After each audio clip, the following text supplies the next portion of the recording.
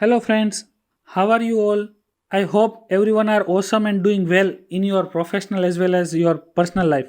So friends, today in this video we are going to discuss one of the very important topic of the GST law, which is input tax credit, that is ITC. Friends, many a times people are asking me different doubts about ITC, like when you can claim the ITC and what is the eligibility of ITC, until when we can claim the ITC.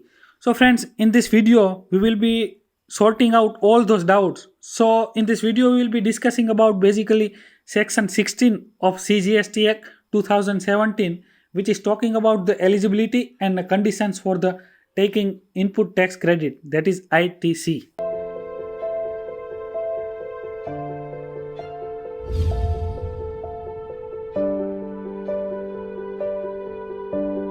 So friends, I am Shijaydeep Patel, welcomes you all in Srihari Tax Mentors.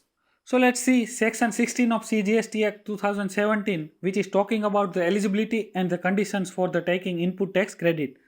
So friends, in this video we are going to discuss following topics, that are what is input tax credit, then section 16 subsection 1, that is the eligibility criteria, then section 16 subsection 2, what is the conditions for availing the ITC, then section 16 subsection 3, that is no ITC if depreciation claimed on tax component of capital goods, and last may section 16 subsection 4, that is time limit for availing ITC. So friends, before going to the discussion of eligibility to take ITC, we need to first understand that what is exactly input tax credit, that is ITC. So friends, we will discuss that into two parts. One is input tax and another one is input tax credit. So in that one, first one is that input tax. So friends, subsection 62 of section 2, which is definition section, in that it describes the input tax. So friends, it means central tax, state tax, integrated tax or union territory tax which is charged on any supply of goods or services or both, which is made to registered person, and which includes IGST on import, GST on RCM basis, but does not include composition levy.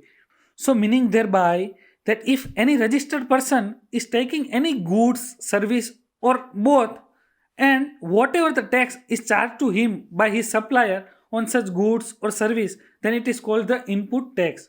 And then we'll see input tax credit. So friends, subsection 63 of section 2 describes the input tax credit. So it means credit of input which you can utilize for the payment of your output tax liability. So friends, after discussing the concept of ITC, let's see section 16, which is talking about the eligibility and the condition for taking the input tax credit. So friends, in that one, first one we will be seeing the subsection 1 of 16, which is talking about eligibility criteria for taking input tax credit. So in that one, first condition is that person should be registered person. So friends, to get the input tax credit, you must be registered with the GSTN department.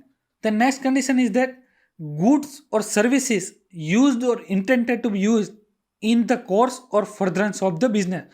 So that means friends, whatever the goods or services you are buying from your supplier, it should be used in the course or the furtherance of your business. Then only you can take the ITC. You can't take the ITC for the goods or services which you are buying for the personal purpose. Then there is very important note which is saying that 100% of ITC is available for the capital goods, input and input service. So friends, in the GST law, there is no difference between the input or input service and the capital goods, which was there in your service tax law. In that, what used to be there, that whatever the capital goods are there, for that you can't get 100% of ITC. In that you will be getting 15% in the year of purchase and balance 15% we will be giving in the next year of the purchase. But now in the GST law, you can get 100% of the ITC of even the capital goods also. Then there are some conditions to take the ITC. So friends, such conditions are mentioned in subsection 2 of section 16. So in that one, if we see the clause A of subsection 2, which is saying that you must be in the possession of valid document to take the ITC. And generally, that valid documents is either tax invoice or the debit note. So friends, if we want to see what are the valid documents, so rule number 36 will be telling you what are the documents for the claiming the ITC.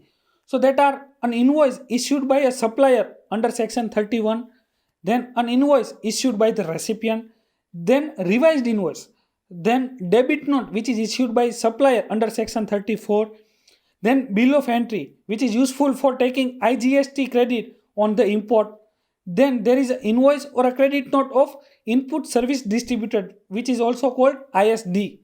Then there is very important note which is saying that no input tax credit shall be availed if any tax on account of any fraud or willful misstatement or suppression of fact. That means you will not be getting any ITC on account of any fraudulent activity, that is making bogus bill, and you can't take ITC on the basis of all those bogus bill. Then clause B says that you must be received the goods, service or both. That means in case of goods, you must be in the possession of goods while taking the ITC.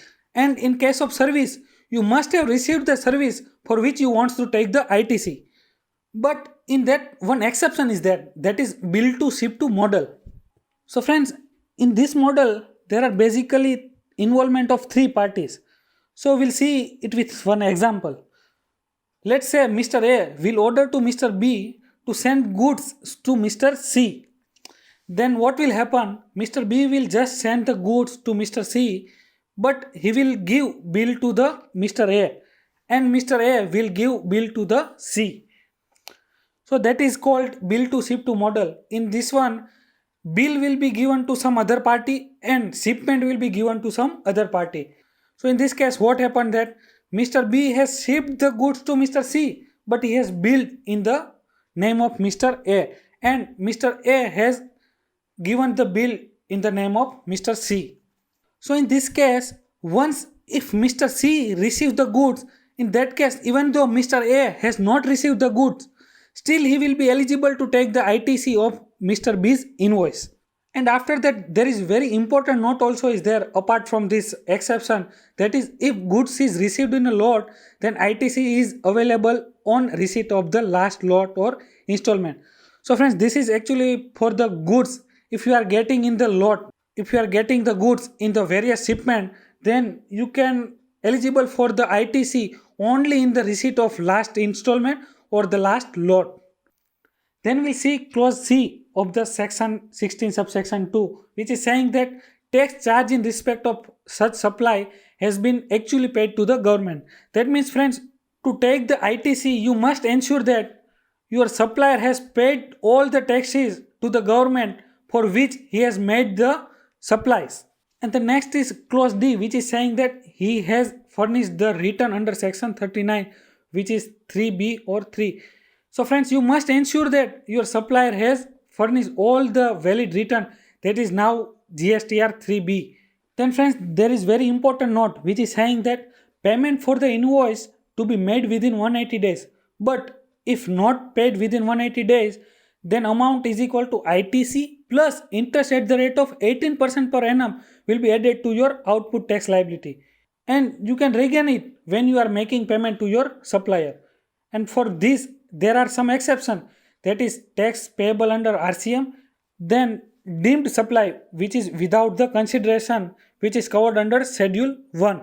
So friends, that means if you want to take the ITC, then you must pay within 180 days to your supplier also. Then only you are eligible to take the ITC. Otherwise, you have to reverse your ITC with the interest at the rate of 18% per annum. And again, you can claim it whenever you are making payment to your supplier. Then we'll see section 16 subsection 3, which is saying that where the registered person claims the depreciation on the tax component of the cost of capital goods and the plant and machinery under the provision of Income Tax Act 1961, then the input tax credit on the said tax component shall not be allowed. That means friends, if you are claiming depreciation on the tax portion of the capital goods, then you will not be eligible for ITC of such tax component for which you have taken the depreciation. That is obvious now friends, you can't take both the benefit at the one time. Then friends, we'll see last subsection of this section, that is subsection 4 of the section 16, which is talking about the time limit for availing ITC. So friends, what it says that time limit for availing ITC is earlier of the following, that is due date for the filing of return for the month of September of the following financial year, which is generally the 20th October, or date of filing of annual return, which is 31st of the December of the next financial year. That means friends, if by chance if you have missed out any invoices for which you want to take the ITC during the financial year, then you can still claim it before date of filing of your annual return or filing the monthly return of your September month of the next financial year. So friends, this was the small brief discussion of the section 16 of the CGST Act, which is saying about the eligibility and the condition for claiming ITC. And friends, one more thing, if you want, you can write in the comment box also all the topics of the taxation for which you want us to make new videos. And friends, if you have not subscribed to our channel, then please subscribe it so that you can get more and more videos in the area of taxation. And friends, please share this video to more and more people so that even they also will be getting some knowledge in the area of taxation. And please press like button if you really like this video. So friends, thank you very much for being with us till the end.